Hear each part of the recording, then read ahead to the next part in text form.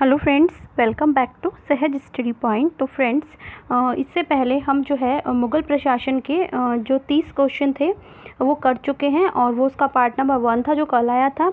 और आज जो हम करने जा रहे हैं मुग़ल साम्राज्य का, ये पार्ट 2 है। इसमें कुल हमारे जो हैं 35 क्वेश्चन रहने वाले हैं। तो चलिए फ्रेंड्स, शुरू करते हैं आज का अपना ये वीडियो। तो देखिए 31 क्वेश्चन है। निम्नलिखित में से कौन सा एक फतेहपुर सीकरी में स्थित नहीं है? पंचमहल, मोती मस्जिद, सलीम चिश्ती का मकबरा, मरियम पैलेस।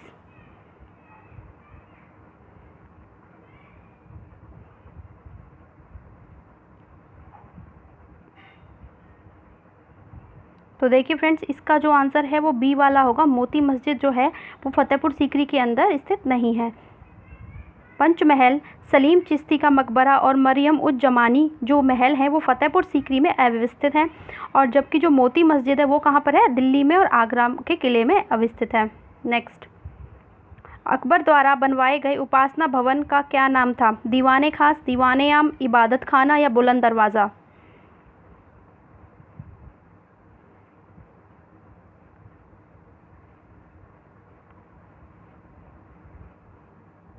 तो देखिए फ्रेंड्स, इसका जो आंसर है वो होगा सी वाला, इबादत खाना। देखिए, अकबर द्वारा बनवाए गए उपासना भवन को इबादत खाना के नाम से भी जाना जाता है। 1575 ईस्वी में अकबर ने फतेहपुर सीकरी में इसकी स्थापना की। उसने 1578 ईस्वी में इबादत खाना को धर्म संसद में परिवर्तित कर दिया तथा सभी धर्मों के अनुयायियों के लिए खोल दिया गया। Next, question number 33।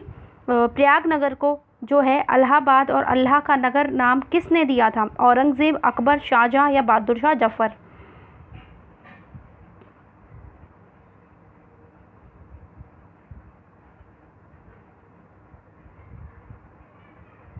तो देखिए फ्रेंड्स, इसका आंसर होगा बी वाला। अकबर ने जो है जो प्रयाग नगर है उसको इलाहाबाद या अल्लाह नाम का जो है दिया था।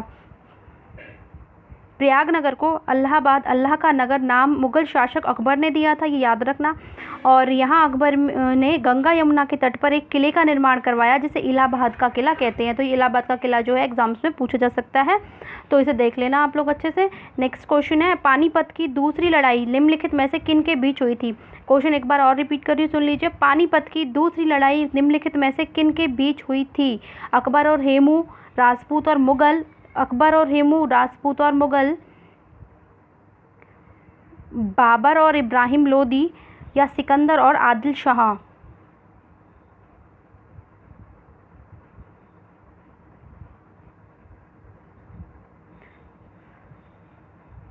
तो देखिए फ्रेंड्स, इसका आंसर होगा ए वाला, यानी कि ए वाला होगा अकबर और हेमू, अकबर और हेमू। नेक्स्ट 35 क्वेश्चन देखते हैं। इससे पहले इसकी व्याख्या देखते हैं। पानीपत की दूसरी लड़ाई 5 नवंबर 1556 ईस्वी को हेमू के नेतृत्व में अफगान सेना, जो अफगान की सेना थी, और बैरम खां था उसके नेतृत्व में मुग़ल सेना के मध्य क्या लड़ाई की गई। और बैरम खां जो था, बैरम खां अकबर का सेनापति था। तो जो अकबर का सेनापति था वो कौन था? वो था बैरम खां। नेक्स्ट 35 क्वेश्चन, अकबर के शासनकाल में भू राजस्व सुधारों के लिए कौन उत्तरदायी था? बीरबल, टोडरमल, जयसिंह या बिहारीमल।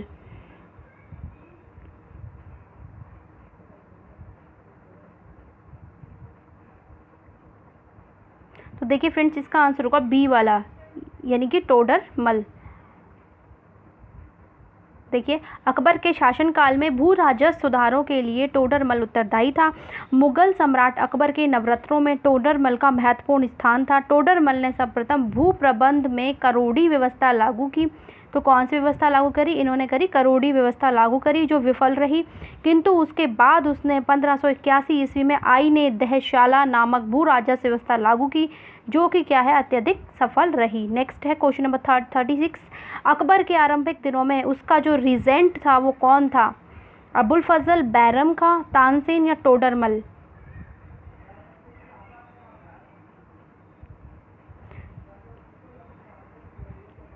तो देखिए फ्रेंड्स, इसका जो आंसर है वो होगा बी, यानी कि जो बैरम खां है। अकबर के आरंभिक दिनों में उसका संरक्षण या रीजेंट बैरम खां था। पानीपत का द्वितीय युद्ध जब हुआ 1556 ईस्वी में, तो उस समय जो बैरम खां था ना, वो नेतृत्व में ही मुग़ल सेना ने हेमू के नेतृत्व वाली अफगान सेना को हराया था। तो उस समय 1556 से लेकर 1560 ईस्वी तक मुगल साम्राज्य का जो वास्तविक कर्ता धर्ता था वह यह बना रहा। नेक्स्ट, जब्ती प्रणाली के अंतर्गत वास्तविक उत्पादन का कितना अंश राज्य की मांग के रूप में निर्धारित किया गया था? 1/4, 1/3, आधा या 5वां भाग?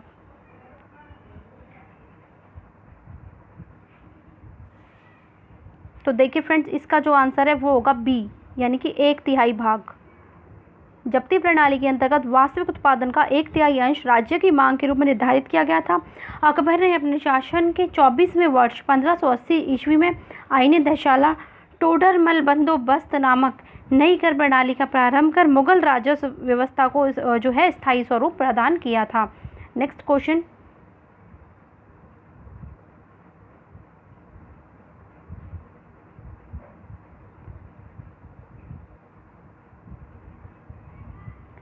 अकबर के दरबार में प्रसिद्ध संगीतकार तानसेन का मूल नाम क्या था?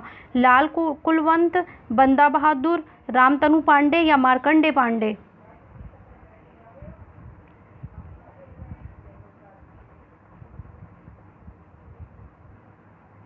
तो देखिए फ्रेंड्स, इसका जो आंसर है वो होगा सी वाला, यानी रामतनु पांडे। ये बहुत बार एग्जाम्स में पूछा जाता है और कितनी बार, सैकड़ों बार एग्जाम्स में आ चुका है। इस क्वेश्चन को देख लेना अच्छे से। तो देखिए, अकबर के दरबार में जो सबसे प्रसिद्ध संगीतकार तानसेन का संबंध है वो हिंदू गौड़ ब्राह्मण परिवार से था। तानसेन के पिता का नाम मुकुंद पांडे था। इनका गांव मध्य प्रदेश के ग्वालियर जिले में था। तानसेन के बचपन का नाम रामतनु पांडे था। नेक्स्ट, दीन ए इलाही का जो नया धर्म है निम्नलिखित में से किसके द्वारा शुरू किया गया? हुमायूं, जहांगीर, अकबर, शाहजहां?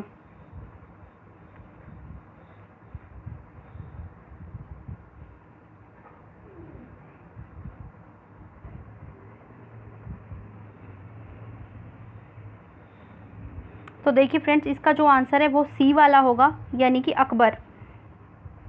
दीन ए इलाही नामक एक नया धर्म अकबर द्वारा शुरू किया गया। इसके जो प्रथम अनुयायी थे वो बीरबल थे। सभी धर्मों के सार संग्रह के रूप में अकबर 1582 ईस्वी में दीन ए इलाही दैवी एकेश्वरवाद का प्रवर्तन किया था और अबुल फजल इसका जो था वो प्रधान पुरोहित था। नेक्स्ट, क्वेश्चन नंबर 40, अकबर के एकमात्र किस दरबारी ने दीन ए इलाही को स्वीकार किया? टोडरमल, बीरबल, तानसेन या मानसिंह?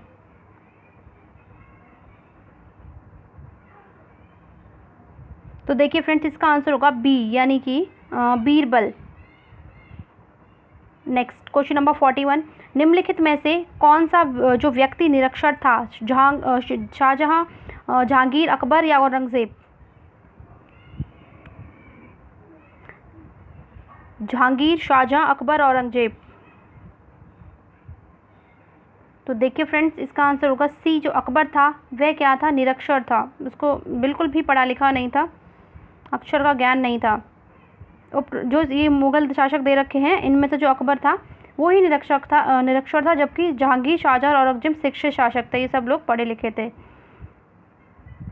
निम्नलिखित से सही जोड़ा कौन सा है? इसमें से छांटना है जो सही जोड़ा है। तो देखिए, आसफ खां अकबर, आदम खां अकबर, बैरम खां अकबर या शाइस्ता खां अकबर? तो देखिए फ्रेंड्स, इसका आंसर होगा सी वाला, बैरम खां और अकबर। ये बिल्कुल सही युग्म है। तो देखिए, जो ये ऊपर विकल्प दिए गए थे इनमें से जो सही जोड़ा है वो बैरम खां अकबर है। बैरम खां अकबर का संरक्षक था तथा 1556 ईस्वी में पानीपत के द्वितीय युद्ध में उसके सेनापति था। तो उसके जो सेनापतित्व में मुगलों सेना ने हेमू जो था वो हेमू के नेतृत्व वाली अफगान सेना को हराकर दिल्ली पर अधिकार कर लिया था। नेक्स्ट, क्वेश्चन नंबर 43, निम्नलिखित में से किस मुगल सम्राट को हिंदी गीतों की रचना का श्रेय प्राप्त है? बाबर, अकबर, जहांगीर या शाहजहां?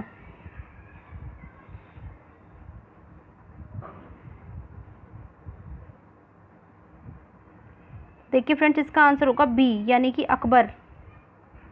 मुगल सम्राट अकबर को हिंदी गीतों की रचना का श्रेय दिया जाता है। कहा जाता है कि वह रायकरण के छद्म जो उनका नाम से हिंदी गीतों की रचना करता था। नेक्स्ट क्वेश्चन है, जब ईस्ट इंडिया कंपनी का गठन हुआ उस समय भारत का मुगल बादशाह कौन था? अकबर, जहांगीर, हुमायूं, औरंगजेब?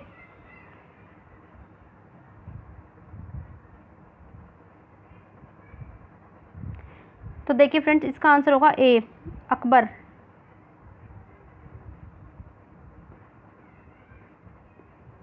जब ईस्ट इंडिया कंपनी का गठन 31 दिसंबर 1600 ईस्वी को जो रानी एलिजाबेथ प्रथम के समय हुआ, उस समय मुगल जो बादशाह है वो अकबर था।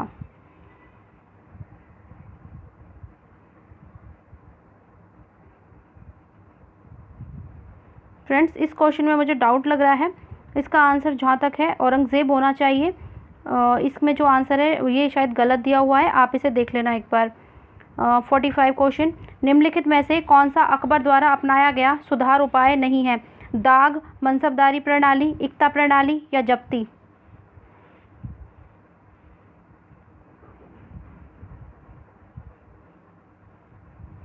तो देखिए फ्रेंड्स, इसका जो आंसर है वो सी वाला होगा, यानी इक्ता प्रणाली। दाग प्रथा, मनसबदारी प्रणाली तथा जब्ती प्रणाली सुधार को अकबर द्वारा अपनाया या आरंभ किया गया। इक्ता प्रणाली की शुरुआत इल्तुतमिश ने की थी। नेक्स्ट, मुगल चित्रकारी ने किसके शासनकाल में पराकाष्ठा प्राप्त की? शाहजहां, अकबर, जहांगीर, औरंगजेब?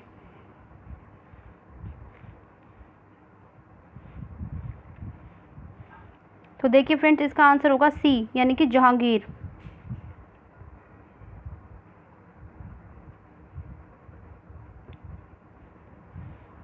देखिए, जहांगीर का जो काल था यह मुगल चित्रकला का चरमोत्कर्ष का काल था।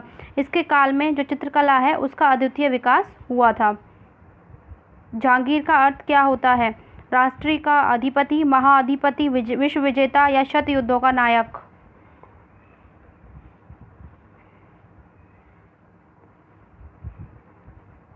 तो देखिए फ्रेंड्स, इसका आंसर होगा सी, यानी कि विश्व का विजेता। जहांगीर का शाब्दिक अर्थ होता है विश्व विजेता। और अकबर के पुत्र सलीम ने 1605 ईस्वी में बादशाह बनने पर नूरुद्दीन मोहम्मद जहांगीर बादशाह गाजी की उपाधि धारण की थी। नेक्स्ट, निम्नलिखित में से किन मुगल सम्राटों ने स्वयं अपनी आत्मकथा लिखी थी?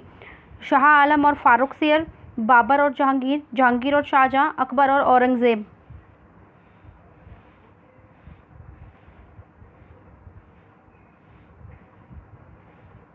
तो देखिए फ्रेंड्स, इसका आंसर होगा बी, यानी कि बाबर और जहांगीर ने जो है अपनी आत्मकथा लिखी थी। बाबर और जहांगीर ने अपनी आत्मकथा लिखी। बाबर ने तुर्की भाषा में आत्मकथा बाबरनामा जो रचना है उसमें लिखी है, ये इम्पोर्टेंट है। और जो जहांगीर है उन्होंने तजूक जहांगीरी में लिखी है। जहांगीर ने के शासन के 16 वर्षों के बाद जो इतिहास है इसमें मोतमिद खां ने लिखा था।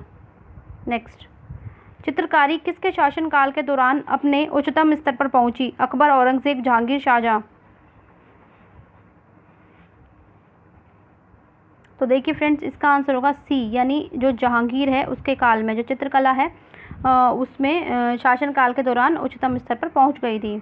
मुगल जो सम्राटों में जहांगीर के समय चित्रकारी अपने उच्चतम स्तर पर पहुंच गई थी।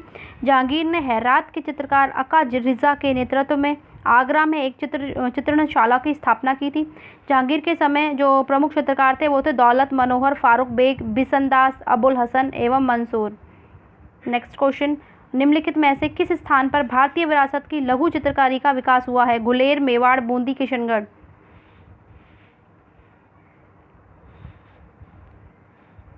तो देखिए फ्रेंड्स, इसका आंसर होगा बी, यानी कि मेवाड़। जो मेवाड़ है वहाँ पर भारतीय विरासत की लघु चित्रकारी है उसका विकास हुआ है। सबसे प्राचीन लघु चित्रकारी मेवाड़ पत्र पर की गई थी जो 10वीं शताब्दी की है। कागज पर निर्मित प्रथम लघु चित्र 14वीं शताब्दी का है।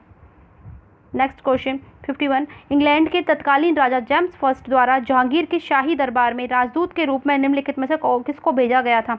John Hawkins, William Todd, sir Thomas Roe या सर वाल्टर रेले?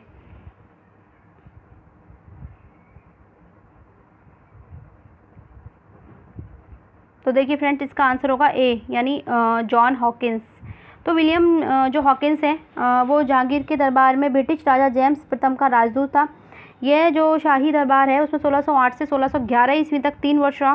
सम्राट जहांगीर ने उसे 400 का मनसबदार प्रदान किया था। नेक्स्ट क्वेश्चन 52, शाहजहां का प्रसिद्ध तख्ते हाउस जो है मयूर सिंहासन उसको 1739 ईस्वी में कौन ले गया था? अफगान का आक्रामक अहमद शाह अब्दाली, फारसी जो आक्रामक था नादिर शाह, मंगोल जो आक्रामक था चंगेज खां, या फिर ब्रिटिश जो ईस्ट इंडिया कंपनी है वो ले गई थी?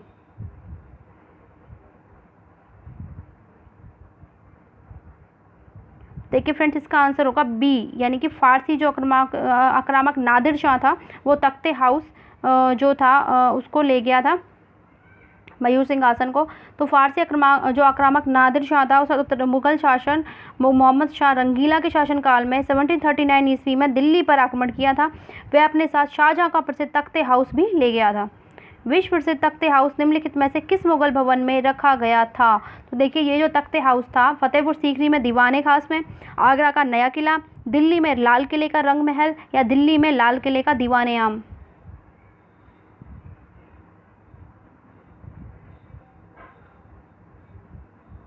तो देखिए फ्रेंड्स, इसका आंसर होगा डी, ये दिल्ली में रखा गया था। जो लाल किला है उसके में दीवाने आम है, वहाँ पर रखा गया था। दिल्ली के लाल किले में निर्मित दीवाने आम में इसके पीछे एक ही दीवार पर बने एक कोस्ट में विश्व प्रसिद्ध तख्ते हाउस रखा जाता था। नेक्स्ट क्वेश्चन है 54, मोती मस्जिद निम्न में से किस नगर में स्थित है? आगरा, जयपुर, लाहौर या अहमदाबाद? आगरा, जयपुर, लाहौर या अहमदाबाद, मोती मस्जिद कहाँ स्थित है? तो देखिए फ्रेंड्स, इसका आंसर होगा ए, यानी कि जो है वो है आगरा में स्थित है।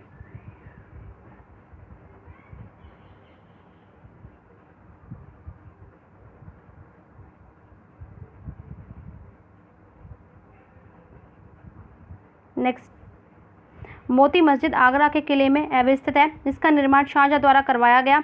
दिल्ली के लाल किले में अवस्थित मोती मस्जिद का निर्माण औरंगजेब ने करवाया था। तो देखिए, जो मोती मस्जिद है इसका निर्माण भी पता चल गया कि औरंगजेब ने करवाया था, और यह कहाँ स्थित है? यह आगरा के किले में स्थित है। नेक्स्ट, शाहजहां ने निम्नलिखित में से किस शहर में मोती मस्जिद बनवाई थी? दिल्ली, जयपुर, आगरा, अमरकोट? तो देखिए फ्रेंड्स, इसका आंसर हो गया सी, वही आगरा हो गया, सेम ऊपर आ गया। नेक्स्ट, औरंगजेब के बाद उसका कौन सा बेटा बहादुर शाह के नाम से भारत का सम्राट बना? कामबख्श, मोहम्मद मुअज्जम, मोहम्मद आजम या उपरोक्त में से कोई नहीं?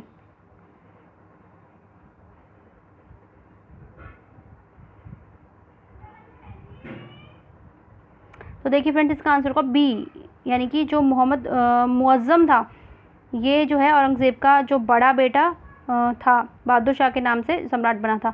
तो औरंगज़ेब की मृत्यु के बाद हुए उत्तराधिकारी के युद्ध में 63 वर्षीय मोहम्मद मुअज्जम विजयी रहा और बहादुर शाह के नाम से भारत का सम्राट बना। उसे शाह बेखबर भी कहा जाता है। ये इंपॉर्टेंट है बहुत, इसको याद रख लेना।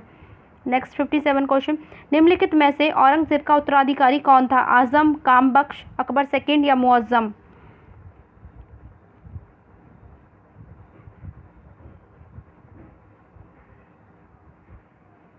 तो देखिए फ्रेंड्स, इसका जो आंसर है वो होगा डी वाला, यानी मुअज्जम।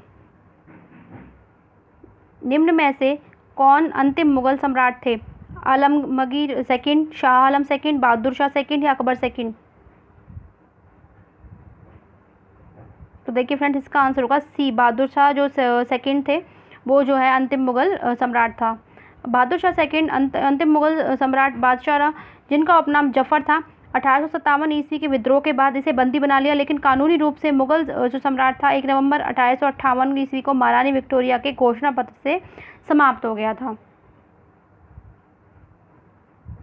नेक्स्ट 59 क्वेश्चन, मुगल सम्राटों का मीर बख्शी किस विभाग की अध्यक्षता करता था? जो मीर बख्शी था ना, वो किसकी विभाग की अध्यक्षता करता था? आसूचना या गुप्त वार्ता, विदेशी मामले या सेना संगठन या वित्त? तो देखिए फ्रेंड, इसका आंसर होगा सी, वो सेना का संगठन करता था। तो मुगल जो काल में मीर बख्शी जो था वो सैन्य विभाग का सर्वोच्च अधिकारी होता था। इस पद का जो विकास है अकबर के काल में शुरू हुआ था। मीर बख्शी का प्रमुख कार्य सैनिकों की भर्ती, उनका हुलिया रखना, रसद प्रबंध, सेना में अनुशासन रखना और सैनिकों के लिए हथियारों तथा हाथी घोड़ों का प्रबंध करना था। नेक्स्ट 60 क्वेश्चन देखिए, ताजमहल की डिज़ाइन तैयार करने वाला वास्तुकार कौन था? मोहम्मद हुसैन, उस्ताद ईसा या शाह अब्बास इस्माइल?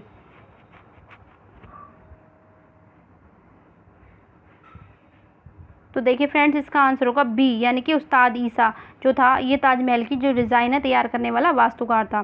ताजमहल की डिज़ाइन तैयार करने वाला वास्तुकार जो था उस्ताद ईसा था। ताजमहल का निर्माण अपनी बेगम मुमताज़ महल की याद में शाहजहां ने करवाया था। 1623 ईस्वी में इसका निर्माण प्रारंभ हुआ और लगभग 22 वर्षों तक चला था और 1654 ईस्वी में यह बनकर तैयार हुआ। ताजमहल भारतीय इस्लामी स्थापत्य कला का चरमोत्कर्ष है। ताजमहल हुमायूं के मकबरे पर आधारित है, लेकिन इसकी जो 4 दीवारी है मुख्य द्वार उद्यान अकबर के मकबरे पर आधारित है। नेक्स्ट, इनाम भूमि किसे दी जाती थी? विद्वान और धार्मिक व्यक्ति को, पैतृक और राजस्व संग्राहक को, मनसबदार को या कुलीन को? तो देखिए फ्रेंड्स, इसका आंसर होगा ए, जो ये इनामी भूमि है ये विद्वान और धार्मिक व्यक्ति को दी जाती थी। नेक्स्ट क्वेश्चन नंबर 62, मुगल शासकों की दरबारी जो अदालती भाषा थी वो क्या थी? अरबी, उर्दू, फारसी, हिंदुस्तानी? तो देखिए फ्रेंड्स, इसका जो आंसर है वो सी होगा, इसकी जो भाषा है वो फारसी थी। नेक्स्ट 63 क्वेश्चन देखते हैं। निम्नलिखित मुगल भवनों में से किसमें वह अनन्य विशेषता बताई जाती है कि लंबाई और चौड़ाई में बिल्कुल बराबर है? आगरा का किला, लाल किला, ताजमहल या बुलंद दरवाजा?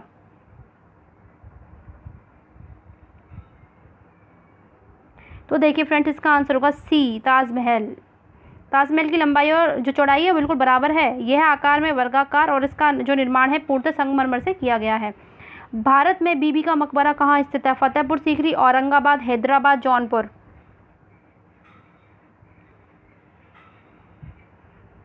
तो देखिए फ्रेंड, इसका आंसर होगा बी, जो औरंगाबाद में स्थित है बीबी का मकबरा।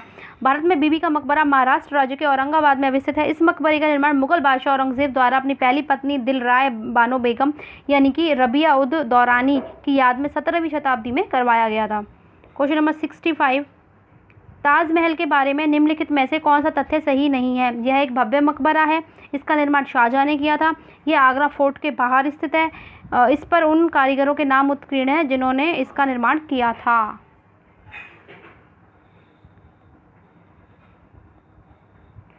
तो देखिए फ्रेंड्स, इसका जो आंसर है वो होगा डी, यानी कि इस पर उन कारीगरों के नाम उत्कीर्ण हैं जिन्होंने इसका निर्माण किया था। इसमें आपसे पूछा है कि कौन सा तथ्य सही नहीं है, तो ये तीनों जो हैं ऊपर वाले, ये तीनों सही हैं और बाकी का ये फोर्थ वाला जो है ये गलत है।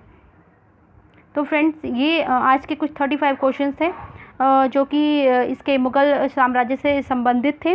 और जो नेक्स्ट है वो भी कुछ टेस्ट सीरीज़ आएंगी आपके लिए। और भी अगर आप लोगों ने अभी तक जो पहले वाली टेस्ट सीरीज़ है वो नहीं देखी है तो उन्हें आप देख लीजिएगा, और जिन्होंने अब जो देख रहे हैं वो लोग ज्वाइन कर लीजिएगा।